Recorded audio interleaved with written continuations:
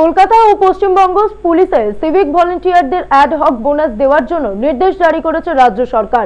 সেই নির্দেশের প্রতিলিপি এবার সামনে এনে বিরোধী দলনেতা শুভেন্দু অধিকারীর প্রশ্ন, যদি পুজোর সময় কলকাতা পুলিশ আর রাজ্য পুলিশের সিভিক ভলেন্টিয়ার বোনাস বৈষম্য ফারাক না থাকে, তাহলে কেন এখন বকেয়া বোনাস?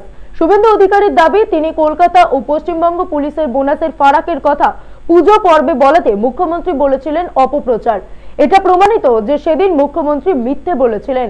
টুইটে শুভেন্দু লেখেন, আমি যখন টুইট করেছিলাম যে কলকাতা পুলিশের সিভিক ভলেন্টিয়াররা পুজোর বোনাস পাবে ৫,৩০০ টাকা করে আর পশ্চিমবঙ্গ পুলিশের সিভিক ভলেন্টিয়ার পুজোর বোনাস পাবে ২,০০০ টাকা করে, তখন তো মাননীয়া বড় গলা করে বলেছিলেন যে অপপ্রচার করা হচ্ছে ইত্যাদি। এরপরই তার স্পষ্ট প্রশ্ন, তখন যদি কলকাতা পুলিশ ও পশ্চিমবঙ্গ পুলিশের সিভিক ভলেন্টিয়ারদের সমপরিমাণ বোনাস দিয়েছিলেন, তাহলে আজ বকেয়া মেটানোর প্রয়োজন হচ্ছে কেন? শুভেন্দুর দাবি, সেই সময় মিথ্যে কথা বলেছিলেন মুখ্যমন্ত্রী মমতা বন্দ্যোপাধ্যায়, সেটাই এখন প্রমাণ হয়ে গিয়েছে। লোকসভা ভোটের জন্য এই বোনাস দিয়ে সিভিক ভলেন্টিয়ারদের মানভঞ্জন করার চেষ্টা করে বলে দাবি শুভেন্দুর।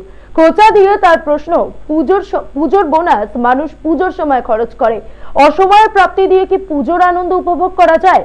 শুভেন্দুর এই টুইট নিয়ে রাজনৈতিক মহলে শুরু হয়েছে জোর চর্চা।